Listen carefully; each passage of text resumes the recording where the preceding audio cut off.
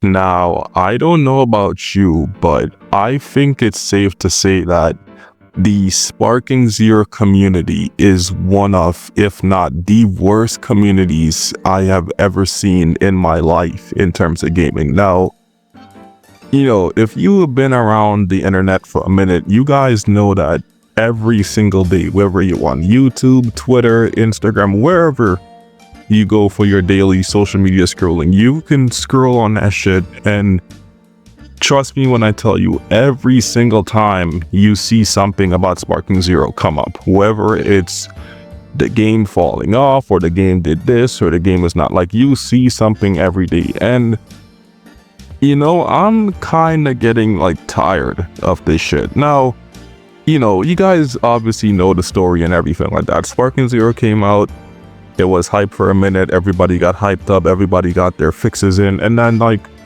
a month or so the game dropped and everybody stopped playing, and obviously we know why. And I feel like, yes, while the game and Bandai, they did do some things wrong that caused the game to fall off, I can agree with that.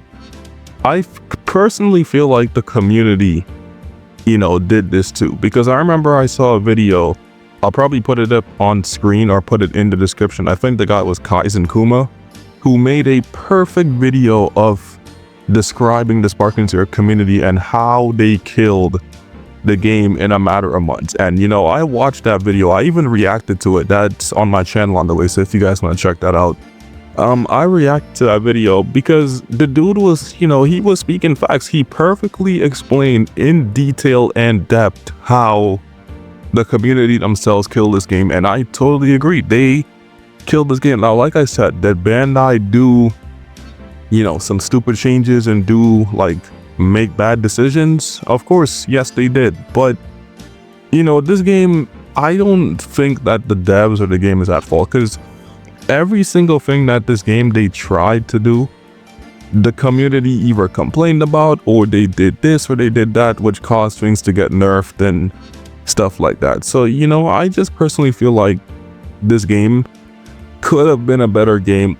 Like I said, yes, Bandai did make bad changes and bad decisions for the game, but if the community wasn't bitching about every single thing, I feel like this game could have probably either be better or make some changes that made the game feel nice again. Because like I said, bro, Bandai, they did make some bad decisions and did do some things that caused the game to fall apart. But the community, bro, oh my goodness, it's like every single day you just see something bitching. Or don't even get me started on the YouTubers who were hate farming this game and talking about, oh, why some Sparking Zero fell off, or Sparking Zero is this, or this needs to change now. Like, you feel like people and content creators like that, like, I'm not gonna say no names, but people like that are like the reason why this game even fell off in the first place. And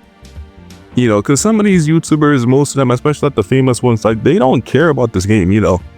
They just make a video here and there, like one video, two videos, and then they put that shit down. And then when some update drops or whatever, they come back to the game and then talking about some, oh, I always cared about Sparking Zero, but they did this and they didn't. No, bro, sit your ass down somewhere. Like, it's so annoying, bro. And then we got the niggas who, as soon as a new season drops, they go for Z rank, I think it is in Sparking Zero. They go for Z rank with the most brokenest shit, like best broken UI Goku, best Jiren, best this, best that. Like, you feel me? Like, it's stupid, bro.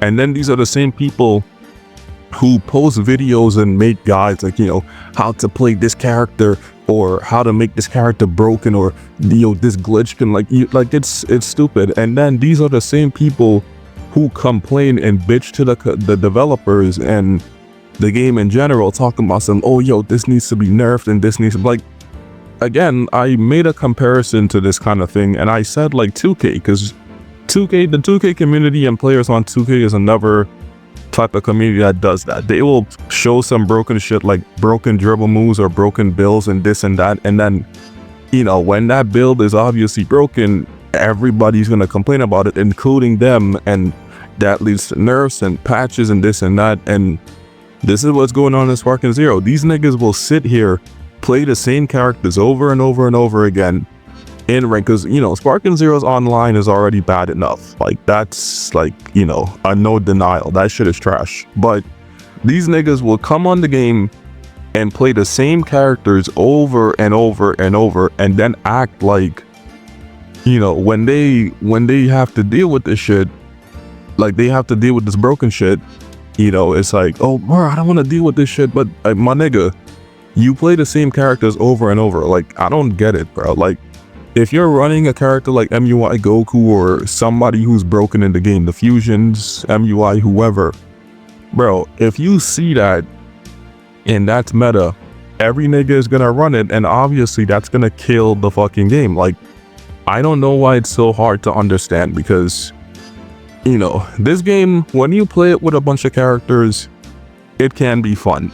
I'll admit that, it can be fun. But when you're playing the same broken ass characters over and over and over, how in God's fucking name do you expect to have fun, bro? Like, it makes no sense. And again, these are the same people who bitch and cause the game to, because again, this is why the game fell off. Like, yes, again, Bandai did make some bad changes. No one is excusing Bandai for that, but you can't sit here and say that the community itself on this game did not play a crucial part in it falling off, because every single thing these niggas were bitching about, they were bitching about PvP, they were bitching about, like, no content, no this, no that. And again, the game didn't do some of these things, yes, but people took it to a new extreme. And then, like I said, with, like, if you're on social media, Twitter, Facebook, wherever you see, like, you know, SparkingZero stuff, the communities be wildin'. The shit I've been seeing